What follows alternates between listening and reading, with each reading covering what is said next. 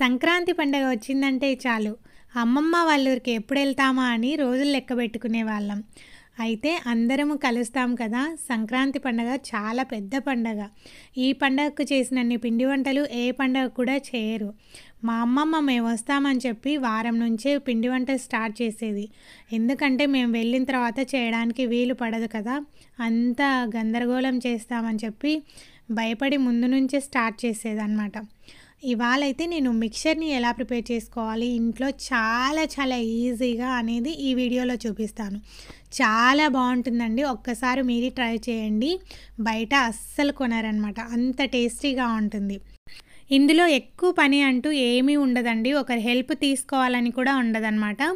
నైటే దాల్ముడిని తెచ్చుకొని నానబెట్టేసుకోవాలి. నైట్ నానబెట్టేసుకుంటే బాగా నానిపోతాయన్నమాట. తర్వాత నీళ్ళల్లో వంపేసి ఇలా ఒక టవల్లో ఫోల్డ్ చేసి పెట్టుకోవాలి. ఆ నీళ్ళల్లో ఏమైనా నీళ్ళు ఉంటే అబ్జర్వ్ చేసుకుంటుంది కదా. తర్వాత ఒక కప్పు శనగపిండి తీసుకొని ఇందులో 2 స్పూన్ల వరకు రైస్ ఫ్లోర్ అంటే బియ్యపిండి వేసుకోవాలి. అది క్లిప్పు మిస్ అయిందండి. ఇలా వేసుకున్న తర్వాత ఇందులో జీలకర్ర వాము పొడి ఒక 1/2 టీ స్పూన్ వేసుకోవాలి. తర్వాత కాస్తంత పసుపు వేసుకొని తగినంత ఉప్పు వేసుకోవాలి. ఆల్రెడీ మనం నూనె పెట్టేసాం కదా, నూనె వేడైన తర్వాత ఇందులో పోసుకోవాలి కాస్తంత. తర్వాత ఇందులో మీకు ఎంతైతే కారం అవసరమో అంత కారం వేసేసుకోవాలి. నేను ఇక్కడైతే 1 స్పూన్ వేసుకున్నాను.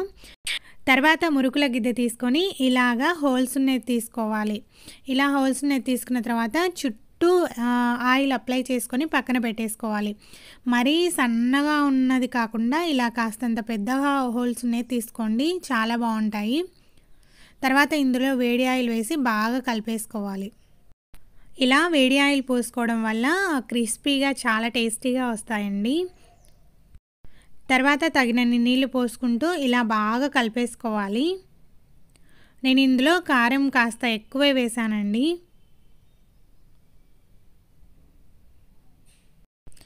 తర్వాత ఇలా మురుకుల గిద్దెలో పెట్టేసుకోవాలి. నేను చాలా తక్కువ చేసుకున్నాను. ఒక 3 డేస్కి అలా వచ్చేలాగా చేసుకున్నాను అనమాట. ఇలా ఒత్తేసుకొని బాగా కాల్చేసుకోవడమే. ఇలా బబుల్స్ ఫామ్ అవ్వకుండా ఉండాలండి. పైన ట్యాప్ చేసినా కూడా క్రిస్పీగా సౌండ్ రావాలన్నమాట. అలా వస్తే తీసేసుకోవచ్చు. ఆయిల్ ఎక్కువగా పీల్చుకోదండి. ఇక్కడైతే 4 చుట్టల దాకా అయ్యాయి అన్నమాట నేను చేసిన క్వాంటిటీకి. చూడండి, ఎక్కడ ఆయిల్ అనేది కూడా కనిపించకుంటుంది కదా, చాలా క్రిస్పీగా ఇంత బాగా వస్తాయన్నమాట. నేను ఎప్పుడు చేసుకున్నా ఇదే క్వాంటిటీ చేసుకుంటానండి. మరీ ఎక్కువ చేసినా కూడా తినరనమాట. అందుకని చెప్పేసి చాలా తక్కువగానే చేసుకుంటాను. తర్వాత మీ దగ్గర జీడిపప్పు ఉంటే వేయండి, లేకపోతే లేదు. ఇది ఆప్షనల్ అనమాట. వేస్తే చాలా బాగుంటుంది. తర్వాత బుడ్డల గుండ్లు వేసుకోవాలి. ఒక 1/2 కప్పు దాకా వేసుకోవాలన్నమాట. నేను ఫస్టే కాజు వేసాను. చాలా తొందరగా వేగిపోతుందండి. మేలే చాలా తక్కువ మంట పెట్టి వేయించాను, లేకపోతే మాడిపోయేదన్నమాట. ఫస్ట్ బుడ్డల గుండ్లు వేసుకున్న తర్వాత కాస్త వేగిన తర్వాత జీడిపప్పు వేసుకోండి. అప్పుడైతే పర్ఫెక్ట్గా వేగుతాయి. మన ఛానల్ని చాలామంది సబ్స్క్రైబ్ లేకుండా చూస్తున్నారు. ప్లీజ్ సబ్స్క్రైబ్ చేసుకోండి. తర్వాత వీటిని తీసిన తర్వాత కార్న్ చిప్స్ అని బయట అమ్ముతారండి. 1/2 కిలో చాలా తక్కువగానే ఉంటాయి. అవి తెచ్చేసుకొని ఇలా వీటిని కూడా వేయించి పక్కన పెట్టేసుకోవాలి. తర్వాత దాల్ముడి వేయించుకోవాలి. ఈ దాల్ముడి ఏ కిరాణం స్టోర్లోనైనా అవైలబుల్గా ఉంటాయండి. మనం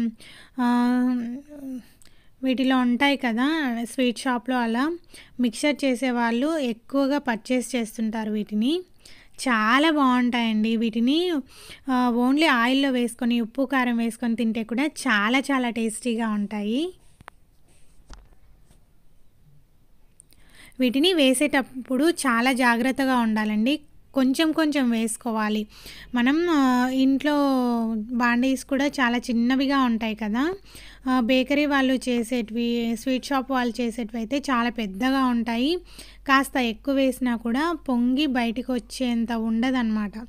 మనం ఇంట్లో చేసుకునేటప్పుడు ఇలా కాస్త కొంచెం కొంచెం వేసేసుకొని చేసుకోవడం వల్ల ఆయిల్ అనేది పొంగదన్నమాట.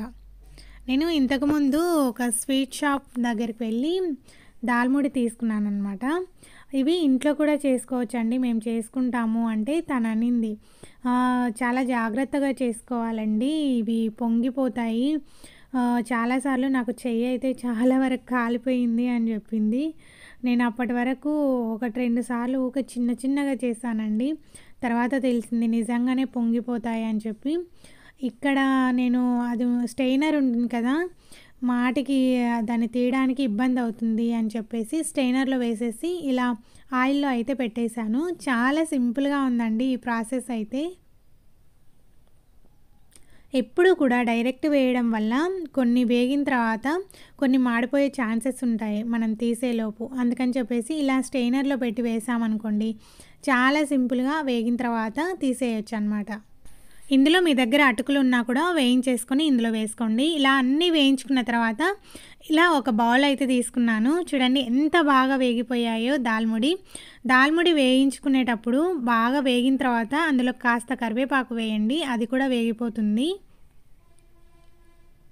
ఇలా అన్నీ వేయించుకున్న తర్వాత ఒక పెద్ద గిన్నె లాంటిది తీసుకొని ఇందులో కలిపేసుకోవాలి. బయట తెచ్చుకుంటే ఎంత టేస్టీగా ఉంటుందో అంతకన్నా ఎక్కువ టేస్టే వస్తుందండి. వాళ్ళు ఏమేస్తారనేది కూడా నేను చెప్తాను.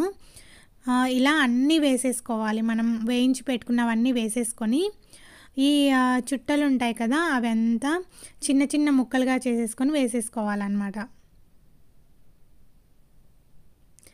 ఇలా కలపడం అంటే నాకు చాలా చాలా ఇష్టమండి. చేయడం ఒక ఎత్తు, ఇలా కలపడం ఒక ఎత్తు అనమాట. ఇలా చిన్న చిన్నగా చేసేసి వేసేసుకోవాలి చుట్టలు.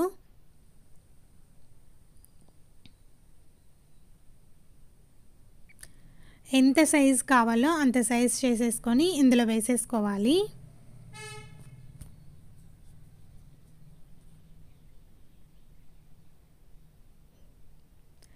కరివేపాకు వేసాం కాబట్టి కలర్ఫుల్‌గా ఉందండి. తర్వాత తగినంత ఉప్పు వేసేసుకోవాలి.